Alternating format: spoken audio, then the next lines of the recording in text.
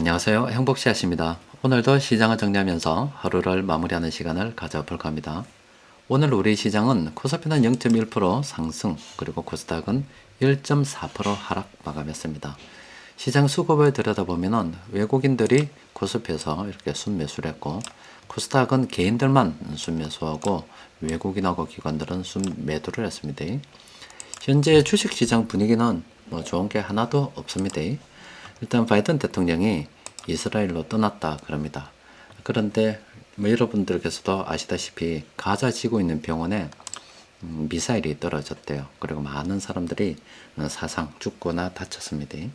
그렇게 되다 보니까 바이든 대통령이 이스라엘에 간 김에 저기 팔레스타인 수장도 만나고, 또 그리고 이집트, 그리고 요르단, 또 그리고 시리아 대표도 만나가지고 대통령도 만나서 중동 문제에 대해서 이야기를 하려고 했어요. 그런데 그게 전격으로 취소가 되어버렸습니다. 그래서 어떻게 될런지는 아직 알지 못한 그런 상황입니다. 현재 상황으로 봤을 때 지금 하마스 대원들은 가자 지구가 있으면 이게 지상이고, 이 지하면 지하 쪽으로 땅굴을 많이 파놨다 이런 이야기를 하고 있거든요.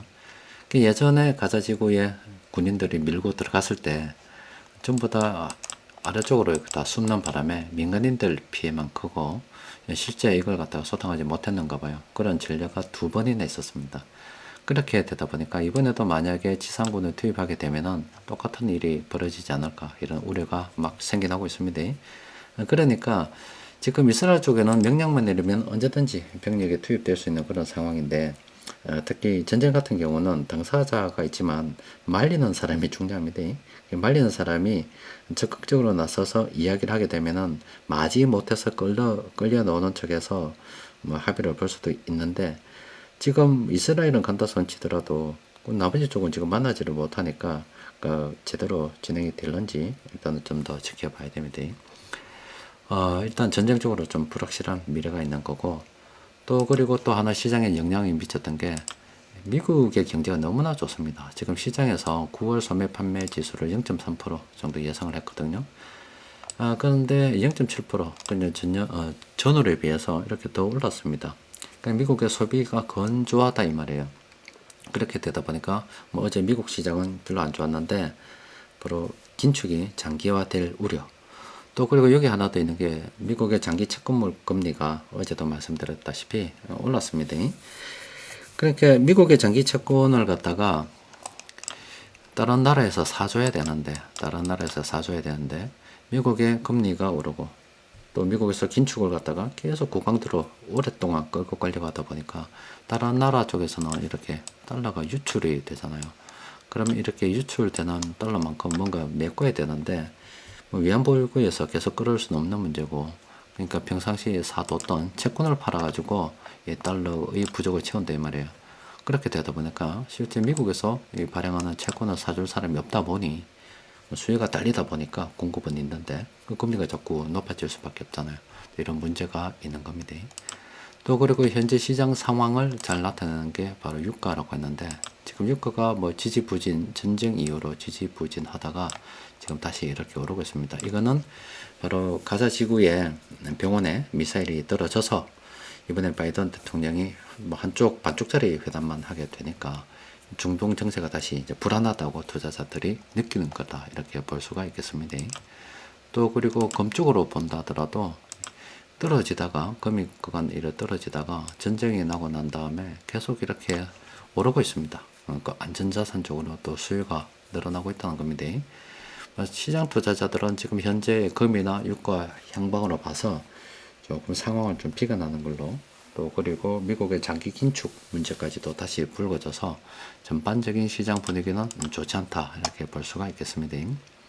시장 수급을 좀 더 자세하게 들여다보면은 그 와중에도 외국인들은 참 끊임없이 자기 자신만의 길을 걷고 있습니다. 중형주 계속 순매수했죠.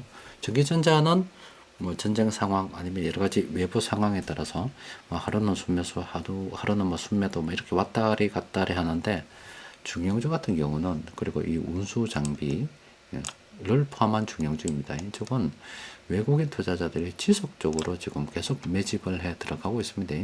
시장 불안을 틈타서 사람들이 쪼려 있는 사이에 자기들은 계속 저렇게 물량을 매집해 들어가고 있습니다. 그래서 우리가 뭐 여러 가지 불안한 건 맞아요.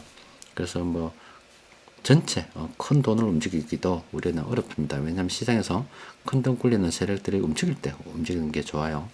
그런데 현금 여유가 좀 있다 그러면은 외국인들 이 돈 흐름 따라서 중형주 조금씩 우리도 물량을 모아가는 게 지금 우리가 투자를 진행하는 방법이 될 수 있지 않을까 싶습니다.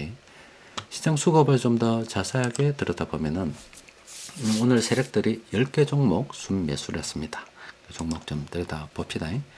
일단은 BNK 금융지주가 괜찮습니다. 상승 추세 평범한 구간으로 이제 우리가 좀 들여다봐야 될 때가 됐죠. 뭐 요 지점이나 아니면 이 지점을 어떤 기점을 해서 지금 세력들이 지금 들어왔다라고 볼 수 있어요. 요 지점으로 들어왔던 거는 들어왔다 나갔을 거고, 요 지점에서 요만큼 지금 세력들이 들어와 가지고 주가를 들어 올렸다라고 볼 수가 있는데, 수급을 좀 더 자세하게 들여다보면은 외국인 투자자들은 최근 2달간 BNK 금융지주 계속 순매수를 하고 있습니다. 그리고 기관들도 최근 한 달 이렇게 매수를 하고 있는 거 여러분들께서 보이시죠? 이게 돈 흐름이고 뭐 정답입니다. 그래서 이 종목은 긍정적으로 볼만합니다. 그런데 하나 좀 조심해야 되는 부분은 금융주 같은 경우는 늘 여러분들께 말씀드렸다시피 금리가 자꾸 올라가고 고금리가 계속 지속이 되면은 돈을 빌린 사람들이 빚을 갚지 못하는 그런 상황이 벌어집니다. 그러면은 그게 이제 부실이 되는데, 그럼 그걸 누가 따냐면은 금융권이 따게 되겠죠. 지금 금리가 올라가서 수익성이 좋아지니까 저렇게 되는 건데, 만약에 부실이 되었을 때 문제도 저기서 발생을 한다 이 말이에요. 그래서 이 종목은 이런 금융주 종목들은 몰빵을 하면 정말 위험합니다. 그런데 내가 여러 종목을 보유하고 있고 그 구색을 맞추기 위해서 어떤 골고루 위험을 분산한다는 측면에서 내가 이거 보유해야 되겠다면 그 중에 한 종목으로는 충분히 보유할 만합니다.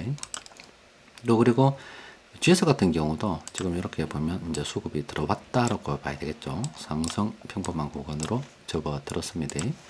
자, 이 종목도 좀 들여다보면은 일단 외국인들은 뭐 계속 팔고 있네요. 그런데 연기금 쪽에서 GS 계속 물량을 모아가고 있습니다. 그 나머지 세력들은 아직은 별로예요. 그런데 주가 선도 비중이 연기금하고 외국인이 가장 크거든요. 연기금은 일단 이 정도 보면 추세적인 매매를 좀 하는 편이기 때문에 계속 뭐 순매수 이어간다 보고, 그러면 외국인들만 들어오게 되면 이 종목 좋은 흐름 이어갈 수가 있습니다. 그래서 외국인들의 수급을 봐가면서 이 종목은 좀 긍정적으로 검토해 봐도 되지 않을까 싶어요. 또 다른 종목 보면은 삼성전기, 이 종목도 수급이 들어왔다라고 봐야 되겠지요. 삼성전기는 정말로 괜찮습니다. 외국인 투자자들이 작년 9월부터 계속 이렇게 요 저점이잖아요.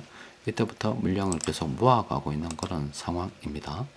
그럼 누가 모았냐 보니까 일단 9월은 좀 머네요. 수급적으로 보면 최근 한 달 또 중간에 팔다가 다시 이렇게 땡게 돼가지고 외국인들하고 연기금 매집을 하고 있는데, 특히 외국인들의 매집이 좋습니다. 이 종목도 충분히 긍정적으로 검토를 해 볼 만합니다. 또 그리고 한국 단자는 괜찮아요. 근데 이 단기간에 너무 급등해서 이런 것들은 절대 따라가면 안 됩니다.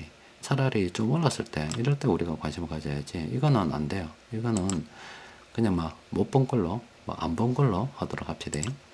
화성 엔터프라이즈는 오늘 세력들이 공통적으로 매집을 하긴 했습니다만은 아직 추세는 좋지 않습니다. 이것도 좀 더 기다리는 게 좋겠어요. 시장 전반적으로 보면 아직도 하락 추세인 종목들이 엄청 많이 있습니다. 그리고 상승 추세 종목은 별로 없어요. 시장 흘러가는 거 쭉 보니까 지금 긴축에 대한 우려 다 하고 있는 상황이고, 또 채권 쪽에 미국에서 자꾸 문제가 발생을 하고 있습니다. 그러면은 이 채권 쪽에 문제가 발생되는 게 바로 긴축을 갖다 오래 하니까 그렇거든요.